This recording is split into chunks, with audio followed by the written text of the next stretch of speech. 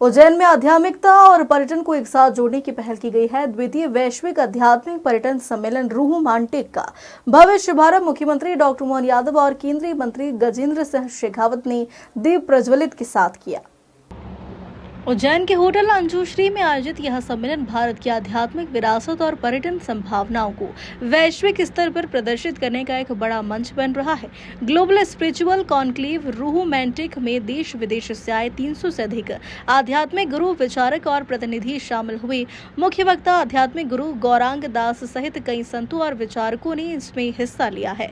यह आयोजन PhD chamber of commerce and industry और मध्य प्रदेश पर्यटन विभाग द्वारा भारत सरकार के पर्यटन मंत्रालय के सहयोग से किया जा रहा है। कॉन्क्लेव में एक विशेष रिसर्च रिपोर्ट भी जारी की गई है, जिसमें PhD, CCI और KPMG ने मिलकर तैयार किया है। इस रिपोर्ट में भारत की आध्यात्मिक पर्यटन क्षेत्र का भविष्य और विकास की रणनीतियां शामिल है। ज्योतिर्लिंग सर्किट पर आधारित सत्र में देश के 12 पवित्र ज्योतिर्लिंगों के संरक्षण और वैश्विक महत्व पर चर्चा हुई। वहीं मंदिर अर्थव्यवस्था नामक सत्र में तिरुपति, काशी विश्वनाथ और वैष्णो देवी जैसे मंदिरों की स्थानीय अर्थव्यवस्था पर प्रभाव की चर्चा की गई।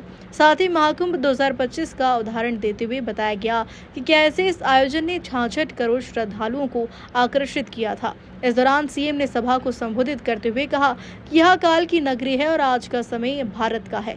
भारत की ओर पूरी दुनिया देख रही है। हम संस्कृति, पर्यटन और अध्यात्म के जरिए देश और प्रदेश के विशिष्ट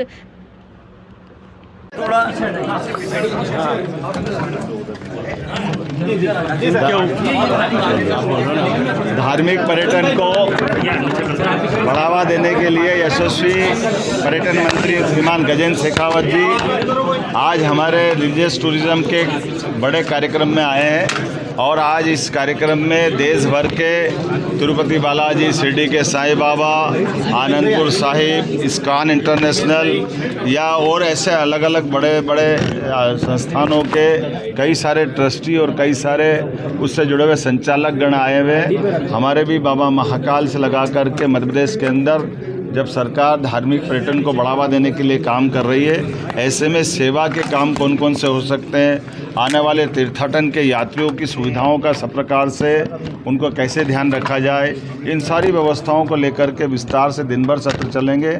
आज माननीय हमारे बीच पर्यटन मंत्री जी ने इस कार्यक्रम का शुभारंभ भी किया और अपनी सरकार के माध्यम से, खासकर माननीय मोदी जी के माध्यम से जो पूरे देश में एक नया परिवर्तन का दौर आया है 2014 के बाद, उसकी विस्तार से बात रखी।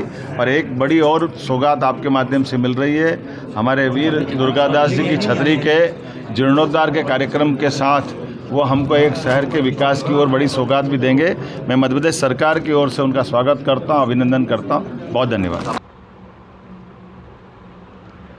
हम संस्कृति, पर्यटन और अध्यात्म के जरिए देश और प्रदेश की विशिष्ट पहचान बना रहे हैं।